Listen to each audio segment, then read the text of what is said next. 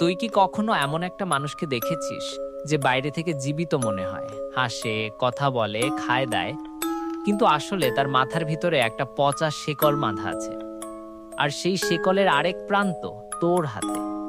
এই শেকলটা যদি টানিস, সে লুটিয়ে পড়বে। না টানলেও সে নিজেই তোর কাছে হামাগুড়ি দিয়ে আসবে।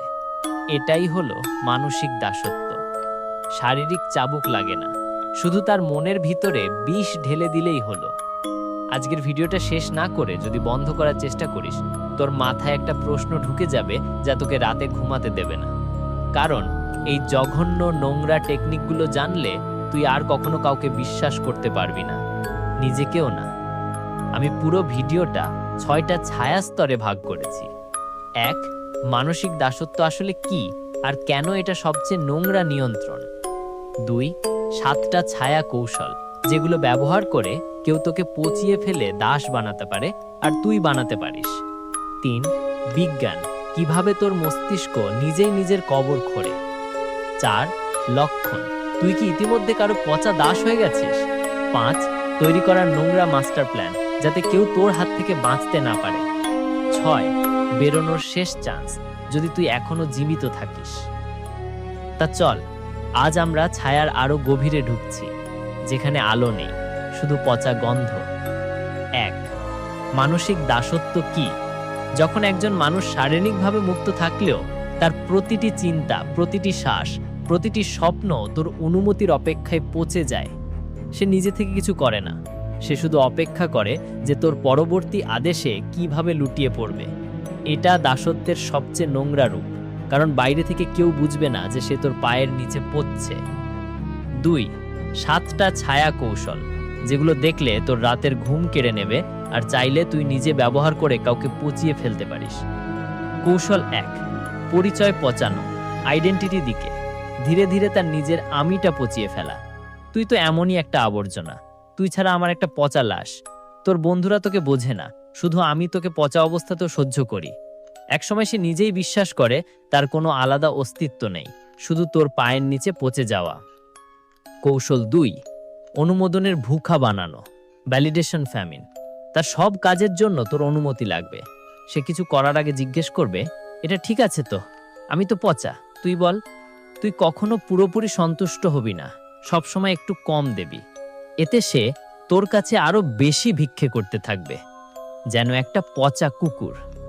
কৌশল 3. শাস্তি আর পুরস্কারের পচা চক্র, রটেন রিওয়ার্ড লুপ। ছোট্ট ভুলে পুরো দিন উপেক্ষা, যাতে সে পচে যাওয়ার মতো কষ্ট পায়। ঠিকঠাক চললে হঠাৎ একটু আদর, যেন পচা মাংসে একটু লবণ ছিটানো। এই নোংরা ওঠানামা তার মস্তিষ্ককে পুরোপুরি পচিয়ে দেয়। কৌশল 4. ভয়ের বিষ ইনজেকশন, পয়জন ফিয়ার ইনজেকশন। তুই আমাকে ছেড়ে গেলে তোর পচা লাশটাও কেউ তুলবে না। তোর মতো পচা কেউ কখনো সুখী হতে পারে না, শুধু আমার কাছে পচে থাক। ধীরে ধীরে সে বিশ্বাস করে তার বেঁচে থাকার একমাত্র উপায় তোর পায়ে পচে যাওয়া। কৌশল 5. বাস্তবতার পচা মিরর, ডিকেড রিয়ালিটি মিরর। তুই যা বলবি সেটাই তার পচা সত্যি হয়ে যাবে।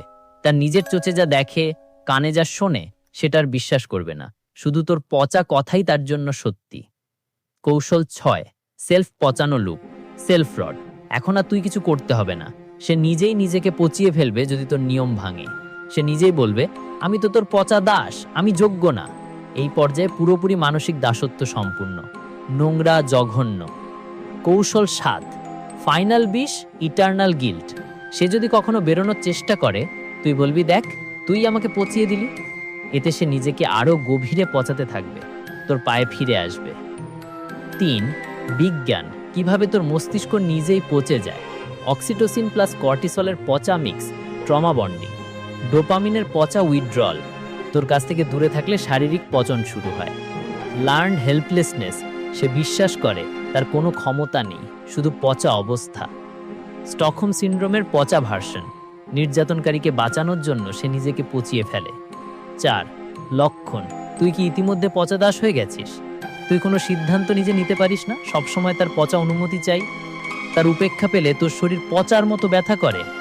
তুই নিজেকে পচা মনে করিস আর সে তোর পচা মালিক। রাতে ঘুমানোর সময় তার পচা মুখ মনে পড়লে ভয় লাগে। যদি 4টেও হ্যাঁ হয়, তুই ইতিমধ্যে পচে যাচ্ছিস। 5. তৈরি করার নোংরা মাস্টার প্ল্যান, যাতে কেউ তোর হাত থেকে বাঁচতে না পারে।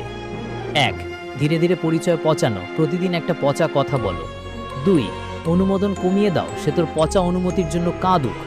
3. শাস্তি পুরস্কারের পচা চক্র চালাও, তার মনকে পচিয়ে ফেলো। 4. ভয়ের বিষ ঢোকাও, যাতে সে তোর ছাড়া পচে মরে যাওয়ার ভয় পায়। 5. শেষে চুপ করে বসে থাকো, সে নিজেই নিজেকে পচিয়ে তোর কাছে ফিরে আসবে। 6. ইটার্নাল গিল্ট ঢেলে দাও, যাতে সে কখনো বেরোনোর চেষ্টাই না করে। 6. বেরোনোর শেষ চান্স, যদি তুই এখনো পচেনি। 1. সম্পূর্ণ নো কন্ট্যাক্ট, একদম শেষ, তার পচা মুখ আর দেখবি না। 2. নিজের পরিচয় পুনর্নির্মাণ করো, প্রতিদিন আয়নায় বলো, আমি পচা নই, আমি জীবিত। 3. থেরাপি, EMDR বা ট্রমা থেরাপি দিয়ে পচা অংশ কেটে ফেলো। 4. নতুন মানসিক মালিক হওয়া, নিজেকে, যাতে আর কেউ তোকে পুচিয়ে না পারে। 5. যদি চেষ্টা করেও না পারিস, তাহলে জেনে রাখ তুই ইতিমধ্যে পচে শেষ। মনে রাখবি, মানসিক দাসত্ব সবচেয়ে নোংরা শক্তি, কারণ যে দাস সে নিজেই তার পচা শিকল পাহারা দেয়, আর যে মালিক সে শুধু হাসে।